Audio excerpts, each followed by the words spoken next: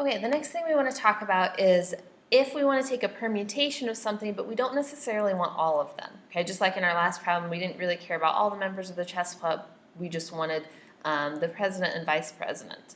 So we call that a permutation of n elements taken r at a time. So in our chess club problem, it would have been 5 elements. There's 5 members of the club, but we only want to take 2 of them.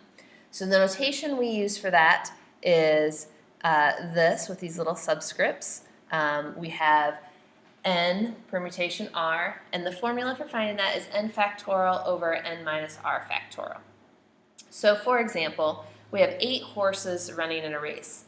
How many different ways can these horses come in first, second, and third, assuming there's no ties? Now, if we wanted to look at all 8 of them, how many ways are there for all 8 of them to place? That would just be the 8 factorial, okay, that we had talked about. So 8 factorial is 40,320, okay? But that's not what we want, okay? We don't care about the slower runners, racers, horses. We only care about first, second, and third place. So instead of this, we want to find, we have 8 horses, and we want to know how many ways are there for the first 3 of them to place. So order does matter, but we only worry about 3 of them.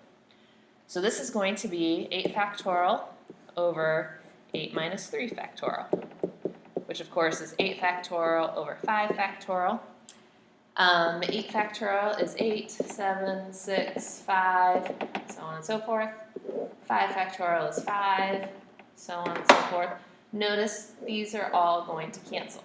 Okay, so your answer is just going to be 8 times 7 times 6, which turns out to be 336 ways for those first 3 places to be determined. Okay, a similar problem is 12 students are applying for a scholarship. You've got an award for first, second, third, and fourth. Since the awards amount are different, order matters. It matters to you if you get first place or fourth place, because $1,000 is definitely different than 100. So how many different ways can the scholarships be awarded? So we have 12 students that are applying, and we are awarding, how many are we awarding? 4. Okay. So this is what we're looking for. 12 factorial over 12 minus 4 factorial. So 12 factorial over 8 factorial, which is going to be 12 times 11 times 10 times 9 times 8, and so on. And on the bottom we have 8, and so on, which means everything 8 and below is going to cancel. So all we have to do is 12 times 11 times 10 times 9.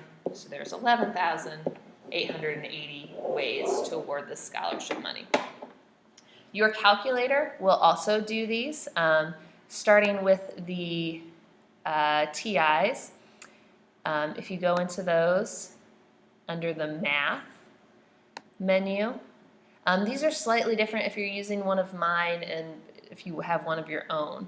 So for the TI-84s, the plus, this one, if I want to do 12 and take 8, the scholarship problem, I have to put in the 12 first. And then under Math, you have to arrow over to this probability key, and you'll see it's right there.